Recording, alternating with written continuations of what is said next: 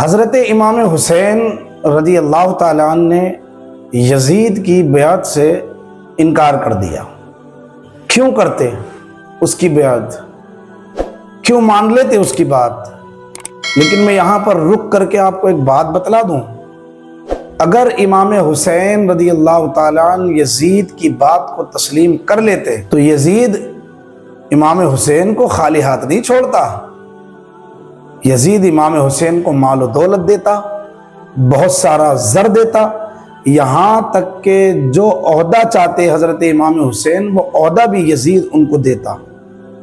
لیکن امام حسین رضی اللہ تعالی عنہ نے اس مردود کی ایک بھی بات نہیں مانی، کیونکہ حالانکہ رہنے کا تو اچھا انتظام ہو جاتا، جو عہدہ چاہتے وہ بھی مل جاتا، لیکن جس عہدے پر وہ بیٹھ رہا تھا وہ عہدہ اس کے لائق نہیں تھا۔ اور امام حسین رضی اللہ تعالیٰ عنہ جیسا متقی پرہیزگار بندہ، فرزند رسول صلی اللہ تعالیٰ علیہ وسلم، وہ کیسا ہو سکتا ہے کہ وہ مرد قلندر، مرد مجاہد ایک ظالم کے ہاتھ میں مسلمانوں کی ذمہ داری دے دے؟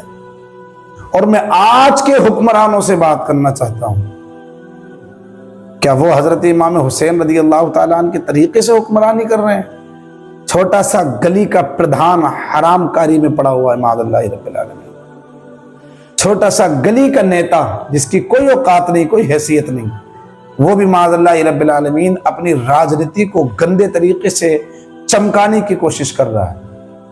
اور جناب والا ایک بات ہم میں اور آپ سے عرض کر دوں، حضرت امام حسین رضی اللہ تعالیٰ عنہ کو بڑی تکلیف دی گئی، بڑا ستایا گیا، بڑا پریشان کیا گیا، لیکن پھر بھی بیعت قبول نہیں کی۔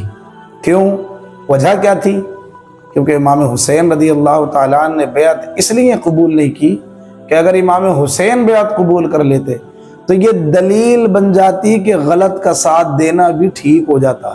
ہاں، جتنے چمچے آج گھومتے رہتے ہیں نا جاہلوں کے ساتھ میں، اس سے کہیں زیادہ امام حسین رضی اللہ تعالیٰ عنہ کی اس بات کی وجہ سے ہو جاتے کہ امام حسین نے بھی تو مان لیا تھا نا یزید کی بات کو، حسین اعظم نے بات نہیں مانی، تکلیفیں برداشت کی، پریشانیاں برداشت کی، لیکن ایک نااہل کو اس عہدے پر برداشت نہیں کیا کہ جو عہدہ ایک اہل کے لیے ہوتا ہے، وہ حیثیت اس کی تھی نہیں جس پہ وہ بیٹھنے کی بات کر رہا تھا۔ پھر حضرت امام حسین رضی اللہ تعالیٰ عنہ نے دیکھا کہ اب جب کہ میں نے بیعت نہیں کی ہے تو مدینے والوں کو ستایا جا رہا۔ اب اس نے بھی دیکھ لیا نا کہ حسین ایسے تو ٹوٹیں گے نہیں، اور حسین کوئی چھوٹے موٹے عالم کا نام تھوڑی ہے جو آج کے جھولا چھاپ پیر بنے بیٹھے ہیں، وہ حسین نہیں۔ آج کے دور کے لوگوں سے میں بھی عرض کرنا چاہتا ہوں کہ ذرا سی بات پہ بک جاتے ہو۔ آج کے دور کے اماموں سے میں کہنا چاہتا ہوں ذرا سی بات پہ اپنے فیصلے بدلنے شروع کر دیتے ہو۔ ایک دو کوڑی کا امیر آ کر کے معاذ اللہ رب العالمین آپ سے کہتا ہے کہ شریعت کو اس طریقے سے بیان کرو، ایسے نہ کرو، اور آپ بات ماننے بھی لگ جاتے ہو۔ اور بھائی حسین اعظم نے شریعت بچا کر کے دی ہے، لحاظ رکھیں اس بات کا۔ آگے سنیں میری بات۔ امام حسین رضی اللہ تعالیٰ عنہ نے انکار کر دیا، بہت ستایا مدینے والوں کو، بڑی تکالیفیں دی مدینے والوں کو۔ اب جب امام حسین رضی اللہ تعالیٰ عنہ نے یہ دیکھا کہ میری وجہ سے تکلیف دے رہا ہے، پریشان کر رہا ہے، تو امام حسین رضی اللہ تعالیٰ عنہ فرماتے ہیں اب یہ گوارا نہیں ہو سکتا، یہ برداشت نہیں کیا جا سکتا کہ میری وجہ سے کوئی تکلیف میں رہے۔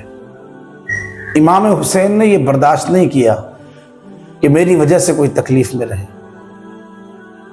اب آپ نے اسی وقت یہ ارادہ کر لیا کہ بھئی اب جو ہے نا مدینہ چھوڑ دیں گے، اب مدینے میں ہم نہیں رہیں گے، وہ مدینہ کہ جس کے اندر ہم نے اپنی زندگی کی ایک عمر گزاری ہے، اس مدینے کو ہم چھوڑ کر کے چلے جائیں گے۔ حضرت امام حسین رضی اللہ تعالیٰ عنہ نے مدینہ چھوڑنے کا ارادہ کیا۔ 4 شعبان المعظم 60 ہجری کو پیش آیا، یعنی حضرت امام حسین رضی اللہ تعالیٰ عنہ نے 4 شعبان کو مدینہ چھوڑ دیا۔